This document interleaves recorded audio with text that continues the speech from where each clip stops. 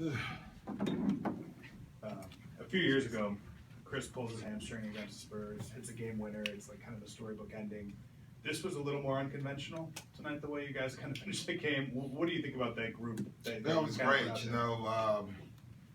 It just, number one, it just says the confidence we have in our bench. We just left them out on the floor, and then they played against the starters. They just kept playing. I thought they played overall pretty smart.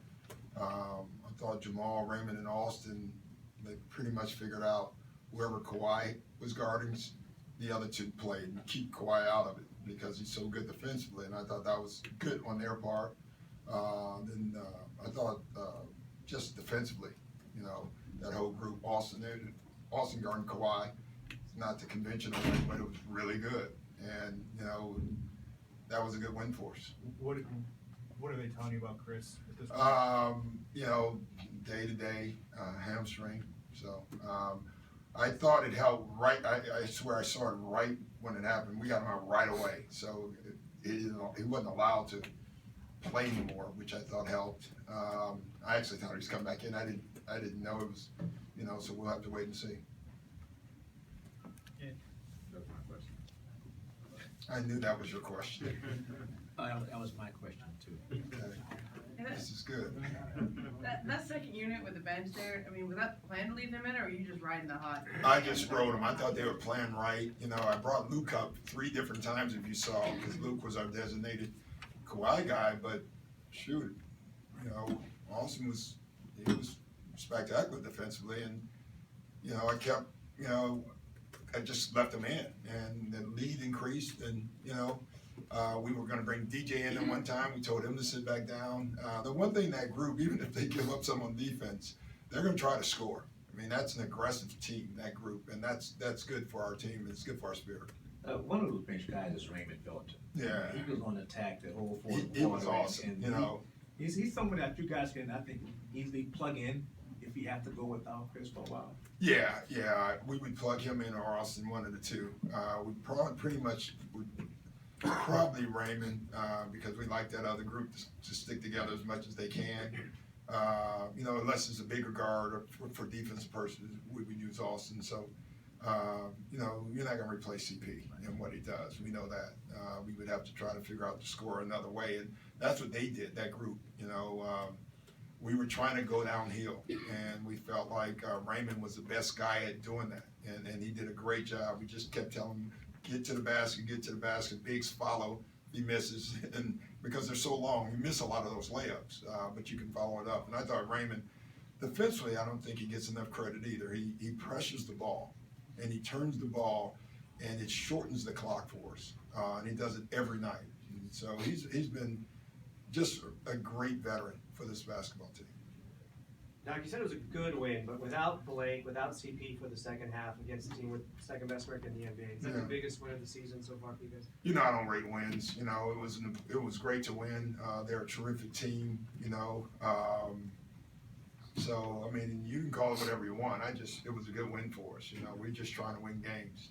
That's the mode we're in without Blake, and then obviously we did go into the game knowing that CP would get injured. Fortunately, that group had already had a good flow in the first half, so we felt pretty confident. How concerned are you about Chris's hamstring? I'm concerned about everybody's health, so I don't think it's bad, but I don't think you really know what a hamstring until the next day. But I don't think it's bad, and we'll just have to wait and see. It sounded like your group was pretty excited. Normally when starters don't play, maybe in the fourth quarter, guys could be upset or something like that. But how did that group kind of react to the bench tonight?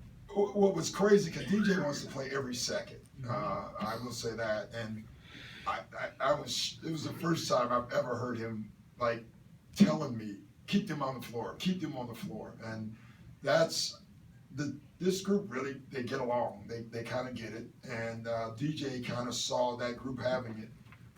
And he was the biggest cheerleader on the bench for us tonight, and that's always nice. That tells you a lot about your team. Doc, just you playing a team like San Antonio tonight, you play a team like Dallas tomorrow that's at the other end of the spectrum. Yeah. Just when you put so much into a game like this, just how hard is it to get your team back? Well, it's up gonna be to a tough. You know, you look at the schedule before the year, and honestly, you looked at the Dallas game sitting there after playing these last two and this one, and then you got Christmas, and you said, man, this is gonna be a hard game, because they're here. You know, they saw a couple of them at the game tonight, you know, so they'll be rested and ready. The good news is the only silver line is a back-to-back without travel. So I think that helps us a little bit. Guys can go home, hopefully, and get some rest. On that note, have you had a 4 and 5 in the same building? I don't know if I ever have. Probably if I have, it's been in this building because this, you know, being the third tenant or whatever we are, it's we've had some quirky things, you know. It's strange. Yeah, and was But that the- did that factor in the decision to keep the guys on the bench before court, not just riding the? No, I just wrote them. I didn't. You know, it's funny when you're in a game against like San you forget that you played tomorrow. Yeah. You know, you kind of get lost in the game, and I did tonight. Ramon asked Popovich why he only played Lamarcus Aldridge 23 minutes, and he said, "Well, I need him tomorrow night because I'm resting Tony Parker and Powell." Yeah. When you look at the schedule and you're playing the Spurs, do you ever wonder to yourself, like, is Powell going to rest some of these guys? I mean, is Pop going to? No, we don't worry about it because usually they play against us. You know, when you look at it, they do. They tend to play against the better teams. You know, and but they do a great job over there. They know exactly what they're doing. We're trying to be that good ourselves on and off the floor, and then they're the team to follow. Doc, you mentioned you saw when Chris actually injured his hamstring. Yeah. Was it on a drive or? Yeah, it was just, you know, I tell you one thing they did a great job was they looked at our starting lineup, and they felt like Chris was the only ball handler. And so they really pressured Chris up the floor. I think we called the timeout with 3 minutes in the game. Chris said, we got to get Austin on the floor. We need another ball handler. But honestly, we didn't feel like at the time we wanted Austin guard Kawhi, because that's the only way you can do it. And obviously the way he did in the second half, we wish we had known that the first half. But that was smart on their part. They were trying to use energy from him, hoping it'd be a close fourth quarter game, and he didn't have the energy, you know. But you know, he was just pushing the ball up the floor, and you can see him go into a limp, and we took him out right away. So in previous games, you said that you had a plan to rest specific players going Yeah. into the season. With Blake out now, potentially Chris missing games, Yeah. does that affect the way that you're going to approach that going forward? Well, no. I mean, we're still gonna. If there's certain guys that are gonna get rest, we're still gonna rest them. You know, I think we're deep enough. If we feel like giving JJ a day off, he's gonna have one. Chris, he's gonna have one. Obviously, without Blake, that hurts a lot. But we're still gonna stay with the same game plan. At the end of the day, it's about the end of the year, and we want to be healthy and fresh at the end of the year. So we're not changing our game plan at all.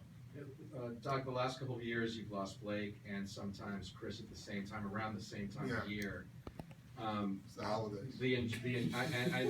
But the insurance that you have on the bench now, is that saying, because of what you learned the last couple of years, that maybe if that happens again and now it's presented itself now? Yeah, it does, and you know, it helps, but you still want Blake and Chris at the end of the day, and you know, but it might be the holidays. Charles Barkley actually said something smart today.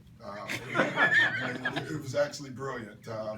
He said that Christmas should be only for kids, and no adults should get any presents anymore, so we don't have to shop.